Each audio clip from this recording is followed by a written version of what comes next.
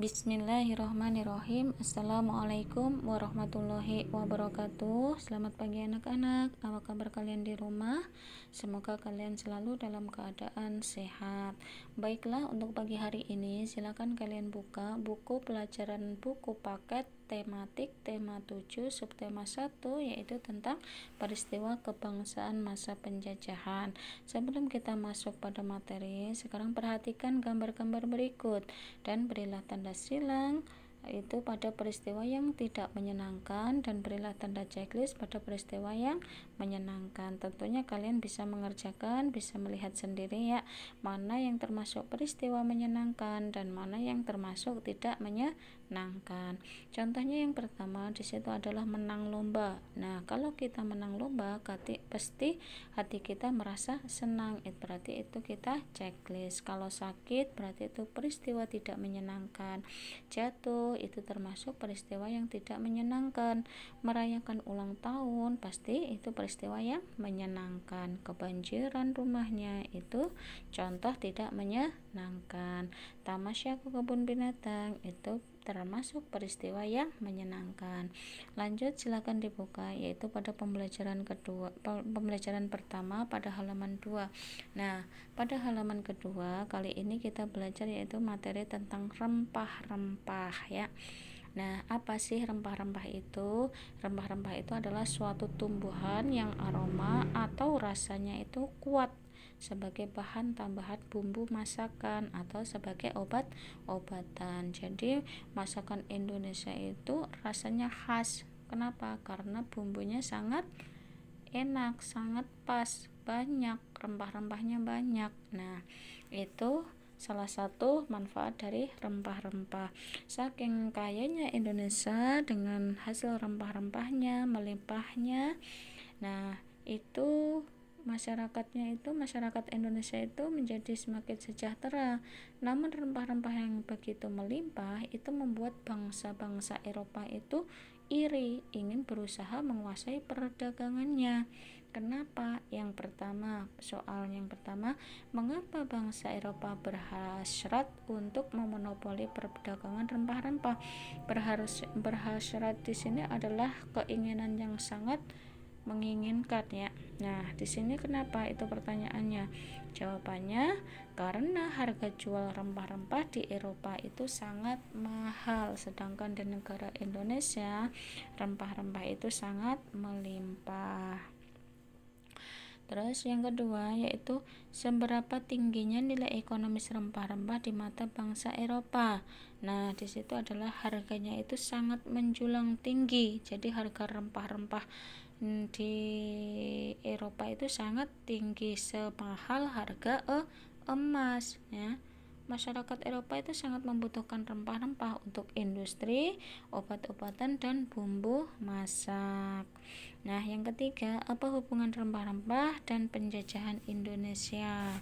Ini hubungannya adalah dikarenakan bangsa Eropa mengalami kesulitan mendapatkan rempah-rempah sejak jatuhnya Konstantinopel di tangan bangsa Turki pada tahun 1453.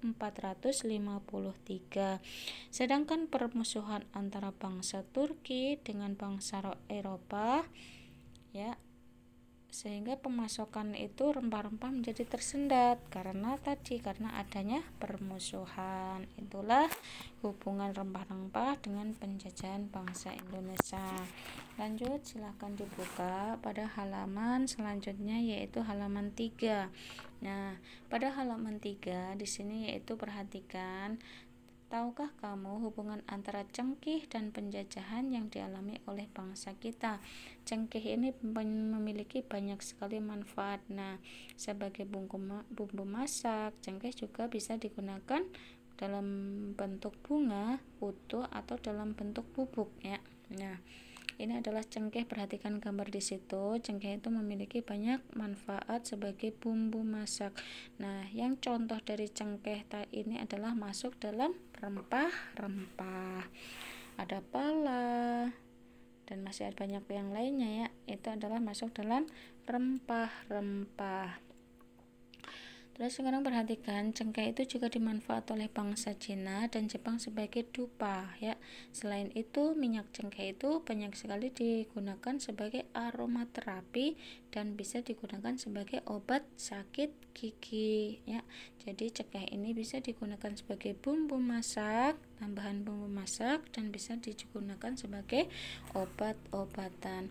Pohon cengkeh itu manfaatnya sangat banyak sehingga menjadikan nilai ekonominya semakin tinggi, harganya semakin mahal. Oleh karena itu, cengkeh itu merupakan salah satu bahan rempah-rempah yang menjadi buruan bangsa-bangsa Eropa. Hal itulah yang memicu terjadinya penjajahan di Indonesia. Salah satunya karena Indonesia itu kaya akan rempah-rempah, sedangkan bangsa Eropa rempah-rempah itu harganya sangat mahal, senilai harga emas. Maka dari itu bangsa Eropa berusaha untuk menguasai perdagangan yang ada di Indonesia dengan cara menjajah bangsa Indonesia ya. Lanjut, silahkan dibuka, yaitu pada halaman 4. Di situ adalah ayo membaca. Di situ ada beberapa peristiwa datangnya bangsa barat ya. Perhatikan. Pada akhir abad ke berapa itu? Siapa yang tahu? X plus V berapa? 10 ditambah berapa? Pada abad ke 15 ya. Pada abad ke-15, bangsa Eropa itu berusaha melakukan penjelajahan samudra. Bangsa Eropa itu yang pernah melakukan penjelajahan dan penjajahan di Indonesia oleh bangsa Portugis. Kapal mereka pertama kali mendarat di Malaka pada tahun 1511. Berikutnya yang menjajah adalah bangsa Spanyol mendarat di Tidore, Maluku pada tahun 1521. Kemudian disusul oleh bangsa Inggris dan Belanda. Kapal-kapal Belanda pertama kali mendarat di pelabuhan Banten pada tahun 1596. Jadi pada zaman dahulu itu Indonesia sebelum merdeka itu banyak sekali bangsa Eropa yang ingin menguasai, yaitu dengan cara menjajah bangsa Indonesia. Salah satunya yaitu tadi bangsa Portugis, terus bangsa Spanyol, Inggris, Belanda, dan sebagainya. Terus apa sih yang mendorong mereka untuk menjajah Indonesia? Banyak sekali faktor, yaitu contohnya di sini adalah faktor-faktor pendorong penjelajahan samudra antara lain sebagai berikut. Yang pertama yaitu karena adanya keinginan mencari kekayaan atau gold. Kekayaan mereka mencari terutama adalah rempah-rempah, yang dicari adalah rempah-rempah. Yang kedua, yang B, di situ adalah adanya keinginan penyebaran agama yang disebut dengan gospel ya. Selain mereka mencari kekayaan di tanah jajahan, bangsa Eropa juga memiliki misi khusus, yaitu penyebaran agama. Terus yang C yaitu adanya keinginan mencari kejayaan atau glory. Glory disebut adalah keinginan untuk mencari kejayaan. Terus yang D yaitu karena perkembangan ilmu pengetahuan dan teknologi atau perkembangan iptek, yaitu ilmu pengetahuan dan teknologi. Ilmu pengetahuan dan teknologi itu berkembang sangat pesat, contohnya yaitu yang pertama adalah dikembangkannya teknik pembuatan kapal yang bisa mengarungi samudra yang luas. Terus yang kedua, ditemukannya museum untuk persenjataan, yaitu persenjataan ya. Di situ ditemukan museum untuk persenjataan, senjatanya yang banyak digunakan untuk melindungi pelayaran dari ancaman bajak laut dan sebagainya. Terus yang ketiga yaitu ditemukannya kompas ya. Ditemukannya kompas itu adalah digunakan sebagai petunjuk arah sehingga para penjelajah tidak lagi bergantung pada kebiasaan alam ya. Nah, sekarang perhatikan di situ ada beberapa pertanyaan, yaitu ayo berlatih berdasarkan bacaan di atas, isilah kolom berikut dengan pertanyaannya. Ya, yang pertama adalah kedatangan bangsa barat. Siapa yang dimaksud dengan bangsa barat? Di sini adalah bangsa-bangsa Eropa. Terus yang kedua, apa faktor yang melatar belakangi bangsa Barat melakukan penjajahan di Indonesia. Karena apa tadi? Ingin menguasai daerah rempah-rempah. Terus yang ketiga, kapan bangsa Barat mulai melakukan penjelajahan samudra? Yaitu pertama kali pada tahun 1511. Yang keempat, di mana bangsa Barat pertama kali mendarat di Indonesia? Yaitu tadi di Tidore dan Maluku. Terus yang kelima, mengapa bangsa Barat melakukan penjelajahan samudra? Yang pertama tadi yaitu untuk mencari kekayaan atau gold. Yang kedua adalah menyebarkan agama atau gospel. Yang ketiga mencari kejayaan atau glory. Yang keempat adalah perkembangan iptek. Itu adalah faktor yang mendorong untuk melakukan penjelajahan samudra. Terus yang keenam, bagaimana kondisi rakyat yang mengalami penjajahan? Yang jelas yang namanya dijajah itu pasti sangat menderita ya. Lanjut, silakan ulasan teks ini kita lewati saja. Lanjut dibuka halaman 8. Ayo mencoba ya, perhatikan. Di sini adalah kedatangan bangsa Portugis di Indonesia yaitu pada tahun 1511. Ya, 1511. Tempat atau daerahnya yaitu pantai utara Sumatera dan daerah Malaka. Tujuannya yaitu mencari daerah penghasil rempah-rempah. Terus peristiwa-peristiwa yang penting terjadi yaitu jatuhnya Malaka ke tangan Portugis ya. Terus yang terakhir, reaksi masyarakat awalnya diterima tapi lama-kelamaan ditentang. Terus yang selanjutnya yaitu kedatangan bangsa Spanyol di Indonesia itu pada tahun 1521. Tempat atau daerahnya yaitu Pantai Tidore Maluku. Tujuannya untuk apa? Yaitu tujuannya untuk menyebarkan agama dengan strategi misionaris ya. Tujuan utama adalah untuk menyebarkan agama. Peristiwa-peristiwa penting yang terjadi yaitu meletakkan dasar-dasar agama di Ambon, Ternate, dan Muratai. Terus reaksi masyarakat adalah awalnya diterima dengan baik, tapi akhirnya menjadi perlawanan. Terus yang ketiga yaitu kedatangan bangsa Belanda. Bangsa Belanda datang di Indonesia pada tahun 1596. Tempat atau daerahnya yaitu Pelabuhan Banten. Tujuannya yaitu mencari daerah penghasil rempah-rempah. Peristiwa penting yang terjadi yaitu pembentukan VOC dan pembentukan pemerintah kolonial Belanda. Reaksi awal masyarakat adalah awalnya diterima, kemudian ditentang atau dilawan ya. Itu adalah beberapa informasi mengenai datangnya beberapa bangsa-bangsa Eropa ke Indonesia ya.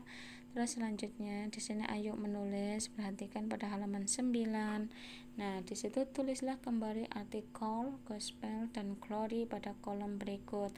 Goal tadi adalah adanya keinginan untuk mencari kekayaan. Kalau gospel tadi adalah adanya keinginan untuk menyebarkan agama. Kalau glory di sini adalah adanya keinginan untuk mencari kejayaan ya.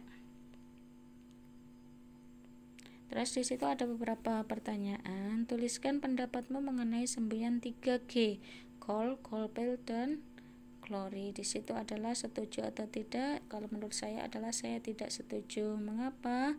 Atau alasannya karena dengan semboyan 3G rakyat itu menjadi menderita ya.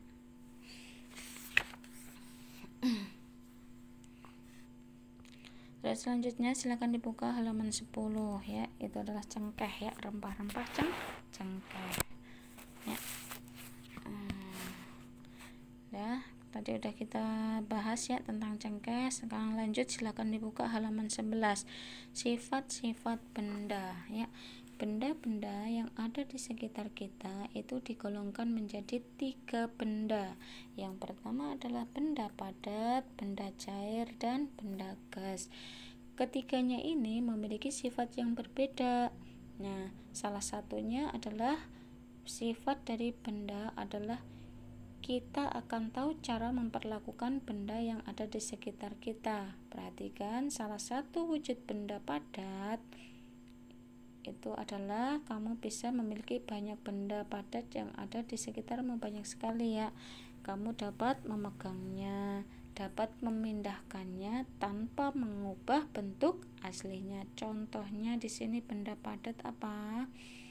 Yaitu contohnya apa? Misalkan kita memiliki gelas. Nah, gelas itu adalah contoh benda padat.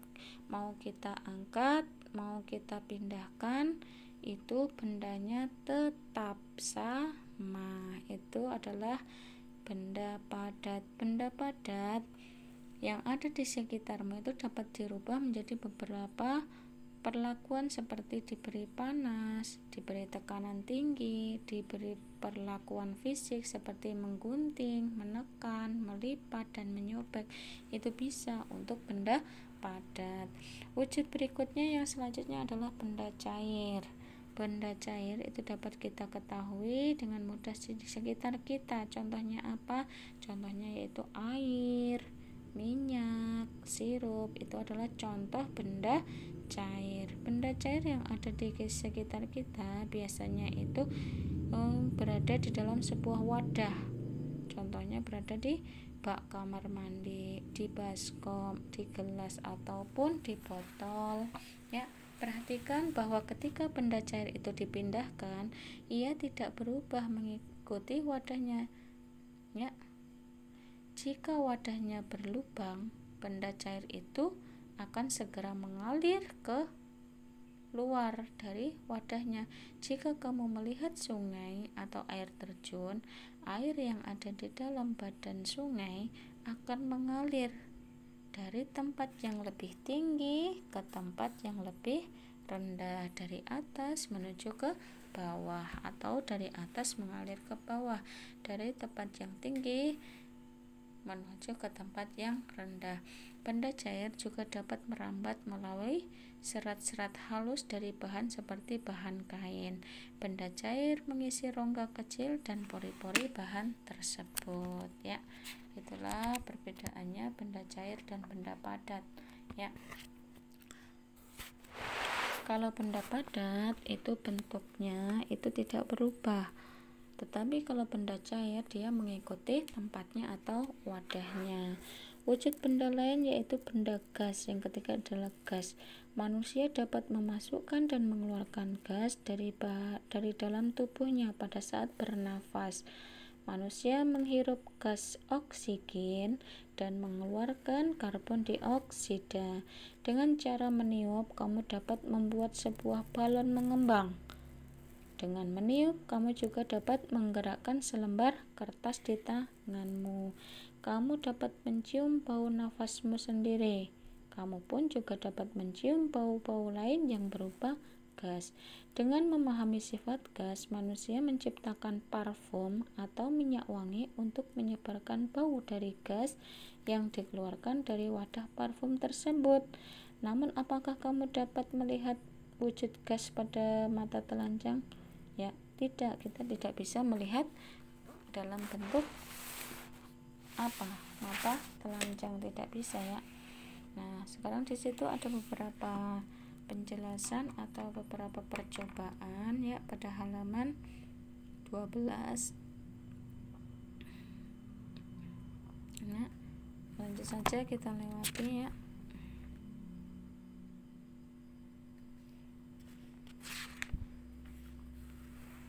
Nah, itu adalah tugas percobaan pembuktian ya. Benda gas, benda cair, dan benda padat ya.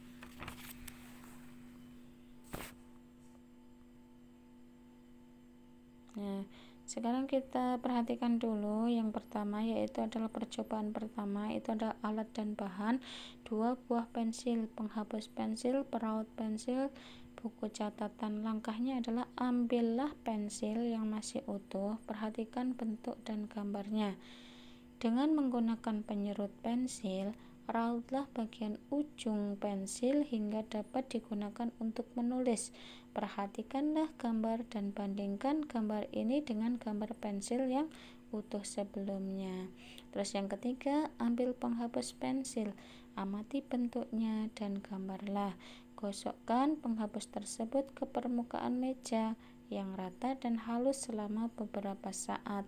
Amati bentuknya terutama pada bagian yang digosokkan. Gambarlah dan bandingkan dengan sebelumnya. Nah, bisa membayangkan ya, di sini jadi ada 2 pensil, penghapus dan raut serta buku catatan. Terus perhatikan di situ ada diskusikan. Nah, apakah ujung pensil berubah setelah diraut? Nah, ini adalah sering kalian praktekkan sendiri ya, ketika berada di kelas atau di rumah. Ketika kalian belajar, pensil kalian itu tidak runcing, maka kalian raut tuh. Nah, dari pertama beli kemudian diraut, itu berubah enggak? Berubah ya. Kenapa? Karena ujungnya menjadi runcing.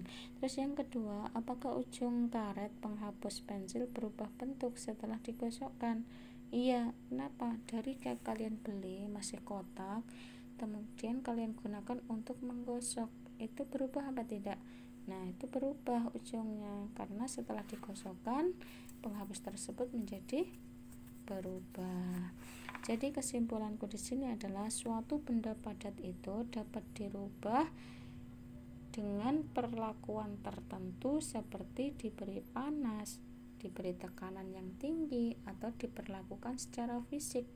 Dengan cara apa? Menggunting, menekan, melipat, atau menyobek.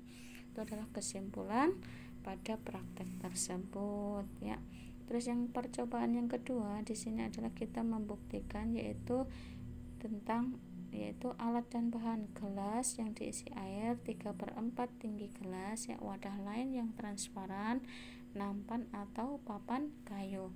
Langkahnya di sini adalah letakkan gelas yang berisi air pada permukaan yang rata. Amati dan gambarlah. Letakkan gelas tersebut di atas nampan atau papan kayu. Perlahan miringkan nampan tersebut atau papan kayu tersebut dan jagalah jangan sampai isi gelas tumpah. Perhatikan dengan seksama, lalu gambarlah bandinglah dengan gambar sebelumnya. Pindahkan air di dalam gelas ke dalam wadah yang lain. Perhatikan apa yang terjadi. Terus tuangkan air tersebut ke atas tanah. Perhatikan apa yang terjadi. Nah, sekarang perhatikan. Di situ adalah diskusikan bagaimana bentuk permukaan air di gelas saat dan sebelum dimiringkan. Nah, di situ adalah, jadi kalian bayangkan bagaimana bentuk permukaan air di gelas saat, sebelum, dan sesudah dimiringkan. Itu adalah tetap mendatar ya. Bentuknya tetap mendatar ya, mau digulingkan, mau diluruskan, itu permukaannya tetap datar ya. Yang kedua, apakah yang terjadi ketika air dituangkan ke dalam wadah yang lain? Yaitu air jika dituangkan ke dalam wadah, maka bentuk dari air mengikuti wadahnya ya, seperti yang dijelaskan tadi di depan, bahwa air itu mengikuti tempat wadahnya. Yang ketiga, bagaimana cara air tersebut dapat mengalir? Air itu mengalir dari tempat yang tinggi menuju ke tempat yang rendah. Terus yang keempat, apa yang terjadi ketika air dituang ke tanah? Kemanakah air itu mengalir? Jadi ketika air itu dituang ke tanah, air itu akan meresap ke dalam tanah, mengalir ke tempat yang lebih rendah, sehingga air permukaan tanah tersebut lama-lama akan kalian habis. Nah, dari di sini ketika kalian bawa air, kalian tuangkan ke dalam tanah, itu dia akan meresap ke dalam tanah. Terus bagaimana? Nah, tadi udah ya, bagaimana air tersebut dapat mengalir dari tempat yang tinggi ke tempat yang rendah. Terus apa yang terjadi ketika air dituangkan ke dalam tanah? Kemanakah air itu mengalir? Jadi ketika dituangkan ke dalam tanah, air itu akan meresap ke dalam tanah. Jadi kesimpulannya adalah sifat benda cair itu bentuknya tetap, selalu mengikuti bentuk wadahnya. benda cair bersifat mengalir dari tempat yang lebih rendah, mengalir dari tempat tinggi menuju yang lebih rendah. Terus dia juga menekan ke segala arah serta meresap melalui celah-celah. Itu adalah sifat-sifat dari air. Percobaan yang ketiga, silahkan dibaca sendiri ya. Nah, ini adalah sifat dari benda gas ya. Ada gelas plastik, ember, air, dan buku catatan. Isilah ember dengan 3/4 ya. 3/4. Masukkan gelas ke dalam ember dengan posisi menelungkup. Pastikan apa yang terjadi.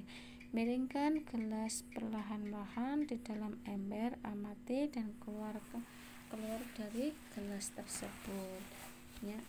Jadi kalian praktek sendiri di rumah, silahkan dipraktekkan ya. Terus di situ ada pertanyaan. Yang pertama, apakah yang terjadi pada saat kamu membenamkan gelas tersebut? Jadi gelas diisi air kemudian ditelungkupkan. Nah, apa yang akan terjadi?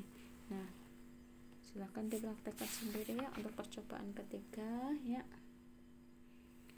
Ya, untuk pembelajaran hari ini selesai pada pembelajaran pertama ya. Cukup sekian penjelasan dari Ibu, kurang lebihnya mohon maaf.